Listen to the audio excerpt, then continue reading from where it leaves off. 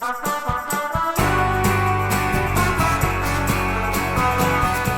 and welcome to Scriptmate, the podcast for writers who dream of seeing their words spoken by paid actors on some sort of screen. I'm your host, Tim Schulberger, writer and founder of Write LA, a writing community and writing education and resources site. You're staring at me, it's weird.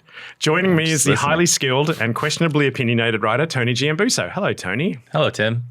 How are you? I'm well. How are you? Good, good. The last episode was cool. It was good. Yeah. I'm really excited to get the feedback on it. Yeah. From your mum and mine. Yeah. In this episode, Tony and I are going to answer big, important questions about writing and the state of play for those yet to break through with a credit, I think. I mean, you're going to ask me. Things like the future of script competitions and what are some of the more annoying aspects of this ridiculous craft that consumes so much of our waking hours and dreams. I wrote that. We'll also pick some movie moments that mean something to us, and I'll share some random Aussie trivia. But first, questions, Tony.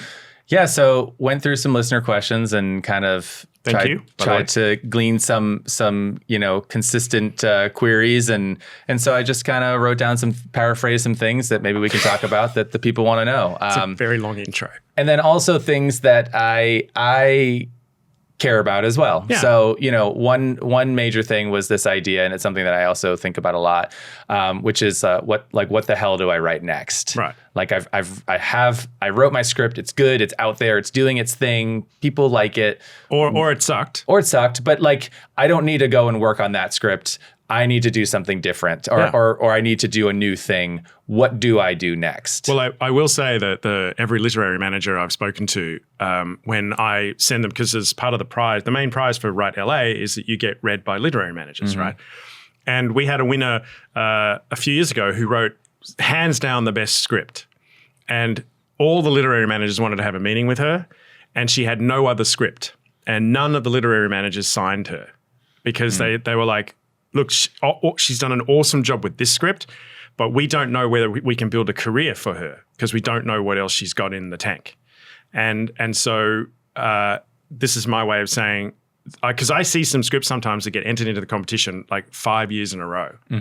And at some point, you kind of have to leave it behind if that's the only project you're working on. So as much as your question is, what do I write next? I suppose I'm adding saying, you need to write next. You should have another script, another string to your bow, because if and when you get that meeting and you get that access, they're going to want to know what else you got.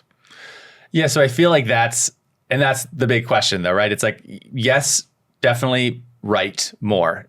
Never stop writing. Always be writing. Never stop. And sometimes, I've had, and I've mentioned this before, I've had scripts that I wrote 10 years ago that I did, 100 rounds of notes on, like you said, enter the contest 5 times, do all the things, and then just put it away. Just said, I'm never touching this again. And then 5 years later, I wake up in a cold sweat and realize I have like an angle on it or something. And then it becomes something because I just needed those 5 years in between. But I've written, several other things in that time. Right.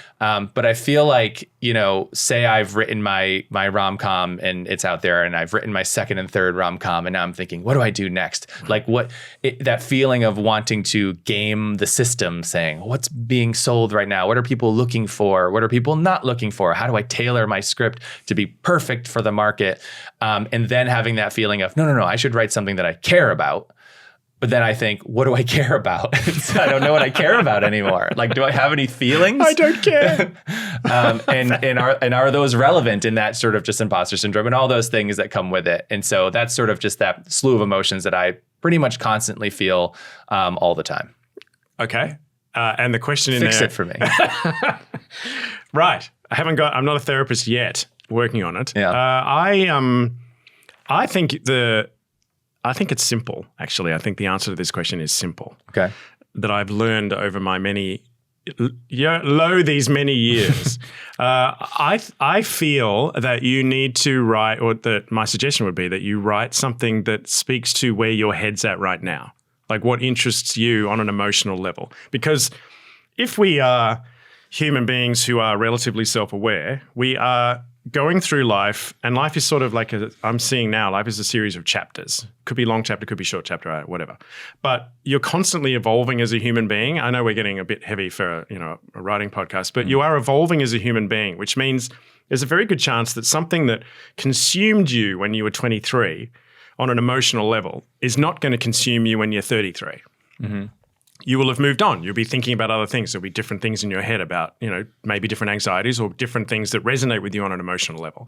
So my advice would be have a bit of a listen to you in terms of what's resonating on an emotional level. Like maybe there's a movie, like I went to see Superman yesterday, and the only parts that really resonated with me on an emotional level were Clark and Lois trying to figure out their relationship. Yeah, they're great. Those are the best scenes in the movie. Right. Yeah. And they were the ones that really felt, because you could see them both sort of fumbling around. Now, likewise, there was a whole bunch of dog in that movie. So clearly James Gunn loves dogs and might have a particular dog at the moment that is meaningful to him or a relationship with his dog. And he's like, I'm going to put the dog in there. But in 5 years ago, he may not have given a crap about dogs. So it's really about, I think it's about really taking stock of you, taking a moment to be like, okay, where am I in life? What stories am I being drawn to? What movies do I want to watch on Netflix? Or what am I like? Am I in a rom-com? And what particular type of rom-com? Just what's going on? And then from there, it'd be like, okay, I'm right now, because you need a theme. Your script's going to need some sort of subtext. And it's going to be, as I say to people, every piece of art is examining some aspect of the human condition. So it's really thinking about what aspect of the human condition is kind of doing it for you right now, because it's unlikely it will be doing it for you. It would have been doing it for you 5 years ago. It's unlikely it will be doing it for you in 5 years' time. It's where you are right now. So it sounds like what I need to do, yes, and also, dear listeners, it's take a beat. Don't worry about, yes, you need to be writing soon, but don't worry about coming up with the perfect idea right away. Take some stock about what you care about, what interests you. Right now. Right now, what itch you're trying to scratch, what story you're trying to tell, even if it's a small little idea that you can grow into something else. For me, sometimes some people try to have, kind of the whole story mapped out before they start writing. I think maybe the state that I'm in right now is just needing to follow those little breadcrumbs. Yeah. And then without knowing what the story is or even what the major theme is, and then going, oh, I keep talking about X. Well, maybe I should just write about that. Right. And sometimes maybe the more difficult things. Or at least think about, why do I keep thinking about that? Why does that thing keep popping into my head? Okay. Because there's something there. There's obviously something there. My brain is telling me I should listen to what my brain is trying to tell me. And that will create that emotional connection that we talked about in our last episode with Felicity about that thing that resonates with us that can resonate with the person reading it. Exactly. If you can't find, I would argue that's what I've learned. I would argue that is the starting point for a script versus how do I wedge in an aspect of the human condition into this cool idea I've had. Likewise, going backwards into your archive, like I wrote down a whole bunch of really good ideas and I love these ideas. How do I make a movie out of them? If you're trying to force that at this point, it's like, I know this is a good idea and other people tell me. Like my story about the guy who, I've been fiddling around with this story for years about this guy who has he has some medical condition. He's going to die in a week unless he cries, and he can't cry. He can't make himself cry. I keep talking about it. I keep thinking about it. I can't find a way to make a script that's compelling enough for me, let alone anybody else. So, but for me to visit, and that might just be that at a particular moment, I felt something and I don't feel that now. And I'm having trouble getting into that emotional space. So you don't have to go back and say, I wrote down all these really good ideas that I said one day I'm going to go back and work on it. Maybe not. It just might be just because, again, I keep saying we're constantly evolving. And so listening to that evolution means right now, something's going to be really meaningful to you and you're going to be able to explore it in a way that you haven't been able to do before and you won't be able to do again. So take advantage of that because that will give you the emotional authenticity. And then maybe you can, once you find that thing, you can mine all those other ideas for the cool stuff. Oh, yeah. And rip off other stuff going on. But, you might have a life change. You might have had a kid or you've got your kids going to school or you just got divorced or you just got married or you just met a woman or you just broke up with a woman. I mean, there's stuff going on all the time. Even if it's a sci-fi, sci-fi movies still have that sense of loss or sense of, finding someone or sense of, it's all still built into a story and into a genre that you like. It's just finding that core first and then building out. Great. Asked and answered. All right. Next question. Some people wanted to ask about Coverfly closing. Coverfly is, talk about what it is and your thoughts on it. Yes. Let's. If you are new to this podcast, welcome. Write LA is many things, but one of them is a screenwriting competition, and we've been going for 9 years. It'll be our ninth season next time. And the constant battle is getting writers to enter the competition and finding places for them that you can find writers in order to encourage them to enter your competition. Coverfly began as Screencraft, which was a slew of screenwriting competitions, and they went rather than having, we're just trying to find a good writer, they did it genre by genre. Mm-hmm. So we can try to find, enter your drama script or your rom-com, and they're all separate competitions. They did very well, surprisingly so, and then created Coverfly, which was sort of this like landing place where you would create a profile, you would upload your scripts, you would write your log lines, and then theoretically industry people could stumble upon them if they wanted, or you could enter a bunch of competitions through their site just by an easy click. You don't have to go to each individual website. You can just find a bunch. And at the time, they were curating competitions, so they were sort of saying that all the competitions on Coverfly were more legit, because we all know there are a bunch of dodgy ones. And they did very well. And they grew, and they have 127,000 writers on their email list. And Write LA they've been hosting me for 4 or 5 years now. Yeah. And we get a substantial number of entries from that site. A few years ago, they got sold by the original owners to Cast and Crew, which is the people who also own Final Draft, and they also do a lot of accounting for production. Cast and Crew have made the decision to close down Coverfly starting August the 1st. So it's my birthday. Is it? Yeah. Oh, well, happy birthday. Coverfly goes away. So this sort of place that was like a little community for 127,000 writers is about to disappear altogether. They're not moving somewhere else. They're not doing anything else. They're just That's what I'm doing to celebrate. Yeah. You'll be disappearing forever. Yeah, good. Not forever. Just disappear for the day. So what do we do? And so that's caused a bit of a ripple through the screenwriting competition scene. I'm quite friendly with the people who run the Page Awards. We've been having many conversations about it, about like, holy crap, what does this mean? Yeah. And at the same time, the Nichols Fellowship, which was the beacon of screenwriting competitions, it's run by the Academy. If you haven't entered it, probably too late. Yeah. But they were, it was a nonprofit. It was a branch of the Academy. So if you did well in that competition, you really felt like you were part of the system. You're, one step away from an Academy Award. They've launched a few careers. They've gotten notice. They have announced that they're handing over all the entries and the first round of reading to the Blacklist, which is a less reputable organization than the Nichols Fellowship. So we can have a whole conversation about why I think the Blacklist is not as reputable, but the reality is they charge money for a monthly hosting of a script. I wouldn't recommend anybody do that because it's just money for nothing. The fact that Nicholl is now using Blacklist and that Coverfly is going away gives this impression that screenplay competitions might be dying.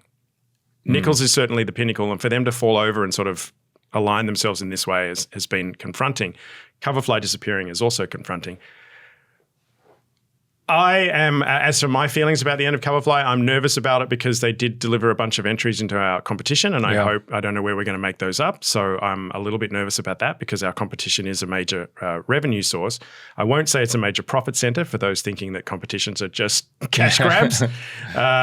No, a screenwriting competition is not a cash grab. So, but it is a way that I try to earn revenue so that I can fund other things that I do to help writers. So I'm not sure what these 127,000 writers are going to do, whether they disappear, whether they float around the universe, whether they latch onto something else. I saw Stage 32 has just popped up with a new version of Coverfly. Not quite sure what's going to happen there. It's an interesting time for screenplay competitions. We're certainly not in the boom period that we were in the 90s and the early O's. It's a struggle.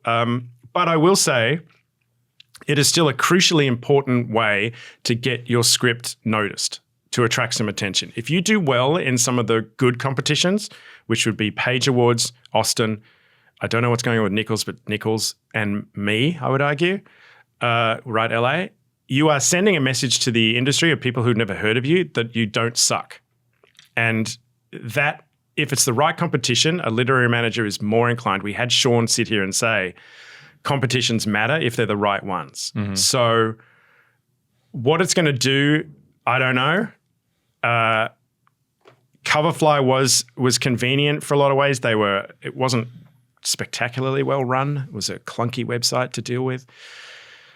Well, I feel like when my thoughts on screenwriting competitions often are complicated, and that I think that when they are in sort of a pure form, there's a contest, there's valuable prizes, which would be getting your stuff actually read by people. Yep. A lot of these, lesser ones will be like, well, fly to LA. And it's like, well, what does that mean? Like, take that money and help make some relationships with reps, because that's what I want. It's what every writer wants, is they're like, I just want to be noticed. I just want to be read. I think I'm good. I just want the people who make these decisions to see me, to hear me, and that's the most frustrating part. By the way, we just did a survey of writers with Paige and my competition, and 75% of the respondents said all they wanted from a prize was access to the industry. Exactly. And that's what we're all fighting for. And I think especially in a, internet age, there's so much competition, not necessarily like the level of talent is higher, but there's people. I mean, I think one of your contests had 6 continents. You had 6 continents. You had people. Are there that many? Yeah. We had. There's 7. Yeah. This Antarctica is left out. Stupid penguins. They're ruining my thing. Yeah, we get entries from all over the world and from all over the United States now too. Actually, in my top 15, I'm about to mail out the prizes. There's only like 3 of them from California out of the 15. There's just a lot more, I'd say like noise that you have to break through. And I think, a lot of maybe, I don't want to say older, but more established writers or producers will say, oh, contests, writers specifically, contests, they don't mean anything. And I think maybe they didn't mean as much before, but in an era where there's so much noise, being able to say I placed or I won this thing. Now, having said that, there's also writers I've seen profiles of where they've won like 40 competitions and I haven't heard of any of them. Yeah. But my main point about screenwriting competitions is that I think when they're run, for that specific purpose, that works. But I think with something like Coverfly or just other competitions where they're owned by a company that owns a company that owns a company, and it's purely a profit center, not like anyone at the wheel saying, I'm actually sitting here poring over the top 30, trying to break it down to 15, trying to break it down to 5, trying to break it down to 3. Like they're just sort of, there's some unpaid interns that are reading all those things. Well, they had tech. They were much more tech heavy too. They were all kind of tech nerds. They weren't writers, and they wanted to figure out algorithms and systems where they could streamline the reading process and the feedback process so that they could earn more revenue and make it a much more seamless and less hands-on. And that's proven not to be successful. So, which is a positive, I think, in a way, because without the hands-on, you're not getting bang for the buck. Yeah, and I think a site like Blacklist purports to say we are different than that. We are, we have to have this price because we want to give you an actually vetted industry reader who's going to read your script, give you feedback that you can post on the site. And if enough people like it and like your idea, and I will say I have known producers that have used Blacklist to find log lines, to find projects. Maybe they were a bit lower level of a producer that didn't have the same access to as many, development people or whatever, but they would use that. It is to be seen if that is like, okay, that is the best version of the site. Does that account for like 5% of its use, 1%, 0.01%, 80%? I don't know. I've used it before. It does feel like any system. This is more, I don't know, maybe this is just more like a conversation about capitalism. Well, yeah, that's the thing. I was about to say. Once you reach a certain level, can you still sit there and say, oh, I do this for the writer, when it's reaching a certain level of profit? And any business that is making money is like, how can it also be sort of charitable or community building? So yes, welcome to capitalist, mate. No, exactly. That's the challenge. And people will. I see people slag off on screenplay competitions like, how can they charge so much money? And they're just making a cash grab. And I get personally offended. Because I am trying to make a profit, but and I used to worry about the idea that we would get so big, how would I still manage to keep, like I write all the feedback, and I just finished writing 56 sets of notes for the entrance, and which took a while. And we really, all of us involved in this really want to try to find writers and try to help writers and try to get them going. We charge money for that because it takes up a lot of time. And just think about it, by the time a semifinalist or a top 4, top 3 are picked from my competition, they've been read by 4, possibly 5 different people. Now, I can't have them do that for free. So, and I can't read every script by myself and just say, oh yeah, I'm going to pick the winner, because that's not right. So this stuff costs money. And then there's marketing involved to try to find these writers, and they don't just find you. So there's a lot involved in screenplay competitions, and it's a challenge. And it is easy to be profit driven, to flick that switch and be like, well, wait, if I just don't bother reading them, who's going to care? I'll charge extra money. So there are people out there who do that and take advantage of that. And Coverfly very much came at that position of like, how can we make this, they didn't hate writers, but how can we make this a profit center that also delivers a product in as easy and clinical way as we can? Well, they gamified it as well with the percentages. You are the top 5% of, female-driven sci-fi, dystopian movies. Which they know makes a writer feel good. Yeah. A writer can go, hey, mum, I'm the top 5% of female-driven dystopian sci-fi is written in the year 2036. I'm making it somewhere. I'm climbing. So they knew how to make the most of a writer's personality traits and desire to feel like they're moving, and they did all that very well. So it's a tough. As Felicity said in the last podcast, it's tough right now to try to get noticed and to find your way through the system. But we're still making movies and we're still making TV. So any way you can get noticed is important. Screenplay competitions remain a way to get noticed. And what's kind of nice is that there are less of them now. So it becomes even more, if you do well in the good ones, you actually probably will shine an even brighter light on yourself than you would have 3 or 4 years ago. All right. Do you want to do another question? Or do you want to move on to some movie moments? We'll do a quick one. Yeah.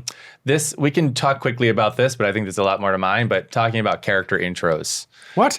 Character intros? Yeah. Just, Tim, age, great hair, thank you. What are nice the beard? And what are the I see some scripts have they have their and of every level giant chunks that kind of describe everything. Yeah.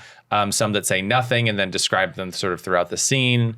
You know the answer to this question. Do you want to do it, or do you want me to do it? Start and then I'll jump in.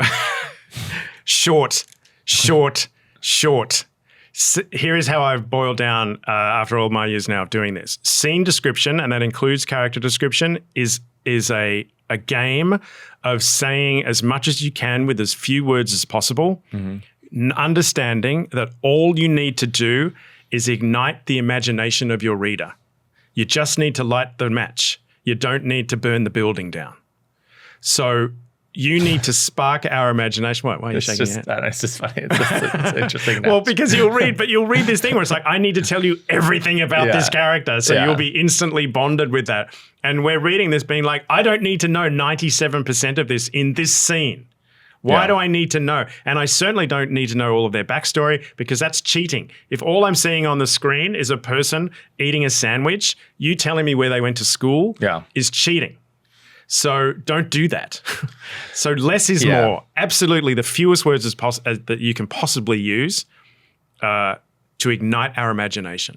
Don't need to get more specific than that. Yeah, I think the only way you could say where they went to school is if it's like, Tim eats a sandwich, he's a Yale man through and through, because I imagine that suggests what shirt you're wearing. I would argue no. I think that's cheating too. I don't think you should do that. No, because the audience is seeing a dude eating a sandwich. If you wanted to show us that he's eating a sandwich and behind him is his Yale certificate, or he's reading that he just got his thing, or if it's important that he went to Yale, find a way to show us. Don't put it in scene description. That's cheating. Because an audience, you're writing this is a movie. We're watching a movie. We're not reading a book. So if you're using the script as a book, you're cheating. I mean, but would it be cheating to say Tim, age, great hair, sits eating a sandwich. He is upper class through and through. Like, wouldn't that suggest the kind of clothes you're wearing, as opposed to saying he's wearing an expensive shirt and a XYZ? I'd rather the dressed very well, dressed expensively. But see, that doesn't suggest kind of how you carry yourself, because someone might be dressed. Exactly. Yeah, but if I'm trying to let you know that this person is sitting there and they bleed wealth, as opposed to it's someone who doesn't have a lot of money, who is prepared. Like if I were to say Tim Age, dressed super well, but clearly has not dressed like this in a while, carries himself like a man who's wearing these clothes for the first time. That to me is something that tells me, and it colors every single line that you say, because you're not pretending to be a guy that's wealthy versus the guy that like carries himself with the ego of being wealthy. I would vehemently disagree with that because it's your job in the way he carries himself and the way he interacts with other people and the dialogue he says in the scene that we're watching that conveys that information. If you want to have a guy dressed in a suit who's uncomfortable in his suit, you can say he's wearing a suit uncomfortably, and then you move on. And then we're like, well, why is he wearing it? Is the suit not fit him or whatever? Because then when we see him on screen, we're going to see him like adjusting his thing, or we're going to do something. We're going to see something visual because we're watching a movie. We're not reading a book. So and anything you taint us with in a scene, in scene description, that an audience can't be tainted with watching, is cheating, and it's avoiding the challenge of screenwriting as opposed to novel writing, which is, Christ, I want in this scene for the audience to understand that he's not used to wearing a suit because he's meeting his daughter who he hasn't seen in 10 years for the first time in this coffee shop, and so he's dressed up for the occasion. But he's got this suit from the op shop. So how do I convey that in a scene? That's my challenge. That's screenwriting. Mm-hmm. Me writing, he's wearing a suit he just got from the op shop. He hasn't worn a suit in 10 years in scene description, goes against the entire why are we here for screenwriting. That is absolutely cheating. And I think it's a challenge and a fun challenge to be like, this is what I want to convey. How can I convey it in a way using as few words as possible in scene description, not giving the audience too much information, not giving the reader more information than the audience knows, and telling a story and using visual dialogue action. Yeah, I think that, I mostly agree. In the he got it from this place, he did this, of course, because there's cheating, and the reason why cheating is bad is not because it's some random rule. It's bad because it doesn't give actual information to the audience. It doesn't actually help the scene. Well, it's lazy writing. It also conveys a message to the reader that you're lazy. But versus something that I do think that there is not one way. I've read so much scene description that's either way too, I don't know, like detailed. There's way too cute, literary, right? Yeah, cute literary. Where I go, I don't really understand even the clauses of how you're phrasing the sentence. Yes. And then there's ones that are very trite that are just there's always had a tough looks old for her age, or no nonsense is the one I read a lot. It's like they're no nonsense, and it's just like that's a fill-in for like this entire character. Not to say that you have to write this long thing, but I think that to me, it's like a screenplay is both a technical document and also a literary document. It's not the thing that is going to be put on the floor to be shot. It is something that is trying to elicit an emotion for someone. So if I have to be a little literary at times, I'm okay with that, as long as it's getting the job done in the moment that I need the job to be done. Because I only have two things. I have sight and I have sound, right? So that's all I can do at that moment. So I think that we are mostly saying the same thing. I would disagree with that, actually. I think you have sight and sound and the audience's past experience and their imagination as well. And I think sometimes we limit ourselves to sight and sound. And I think what you also have is the audience, because you have perceptions, you have expectations, you have an audience who is watching this scene trying to figure out what's going on. And they're filtering it through their own lens. And you have all of those tools as well. And I don't think we use them enough. I do think, though, that there's something to be said about someone describing an archetype of a character, reading, Goodfellas, I'm not quoting it specifically, but if there's a character who is, he is a guy from the neighborhood, born and raised, like he is the guy that you all know that was born and raised in this neighborhood. And it's like, it's giving you a shorthand for like kind of what this character is like versus saying, well, I only have to just describe what he's wearing and how he like shakes his hand. I might be able to say, this is a guy born and raised with privilege. Like that to me is something that an actor, for me, it's mostly like what's something that an actor could take and say, I know how to play that. If it's where you went to for breakfast. So an actor can't play where they went to breakfast, but they can play, oh, I was born and raised with complete privilege, silver spoon, money, and all those things. I disagree, because I think in the very first scene you can convey that with the way he carries himself, the way he interacts with other people, and the words he says. I think you can. I think if we had a challenge and you said that, and I wrote a scene conveying those information, and we asked the audience if you could figure out what that guy was by the end of the scene, if they can, they should be able to figure out what you wrote. And if they can't, go back and do a better job. All right, we'll hash the rest of this off mic. Next time we'll bring in examples and we'll have a vote. All right, we got to quickly move on. We have 5 minutes to go. So, movie moment. 2 minutes to go. Okay, movie moment. I'll keep mine brief. I watched Memories of Murder the other night. It's a Bong Joon-ho. It's his second movie. Okay. It's amazing. It's on Tubi, I think, if anybody wants to watch it. It's free. Is that the Parasite person? Yes, he did Parasite. Yeah. And basically of the many things that struck me in that movie, he's a brilliant director, is just the way they frame things. There's a whole story that it's in a frame. The camera's not moving. It's just one solid frame. And there's many scenes where there's 3 layers of action. There's 2 guys arguing in the front. There's a guy passed out in the middle of the frame with a woman like brushing his hair. And then there's like a guy trying to hook up with a waitress in the back. And all 3 planes are on their own movie. And then they all eventually interact with each other. And it's like this entire thing. It's all story forward. It's not just, hey, look at me, I can create a cool frame.